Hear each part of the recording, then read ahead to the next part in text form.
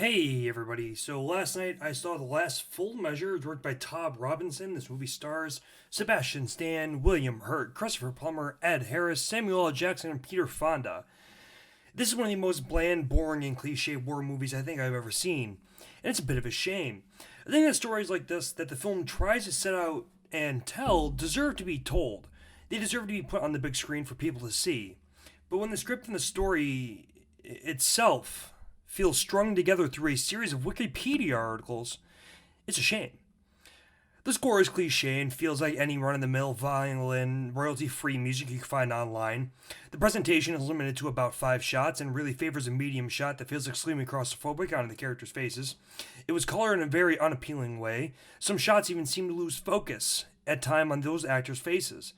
The staging of the war scenes is not believable at all and feels as if it was filmed on a 30 by 30 yard set.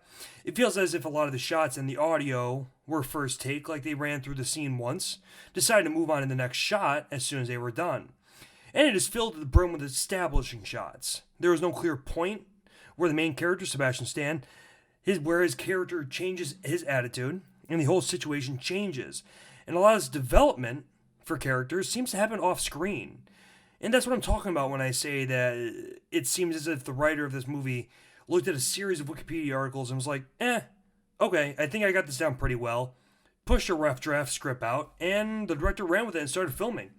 I think it suffers from pacing issues, much for the same reason as well. It just keeps going on and on and on and on and on. And for the acting, it's almost comedic at times how bad some of the people are in this movie. No one seems like they want to be there, and Sebastian Stan made me question his ability to be a leading man in Hollywood. This movie is just seems half-assed and emotionless, and when it tried to be emotional, it felt manipulative. I didn't think this movie was going to be anything going into it. And I think that it was thrown together to try for an Oscar run, but no big distributors decided to pick it up, believing it to be produced by a finance company. It's boring, and I hate to say it, but this movie is flat out bad. It's much like Midway from last year. I want stories like this to be told of military servicemen that nobody's ever heard of or never got the recognition they deserved. I had never heard of this story. I didn't know what it was.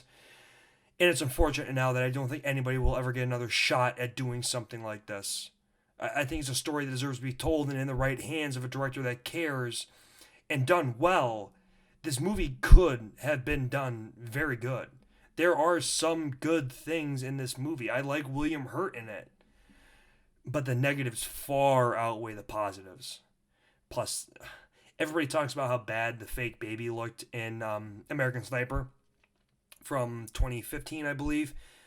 There is a really, really horrible fake pregnant belly on Sebastian Stan's wife, and then they have a fake, horrendously fake baby at the end of it.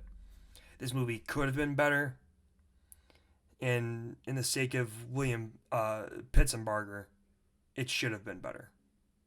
4.2 out of 10.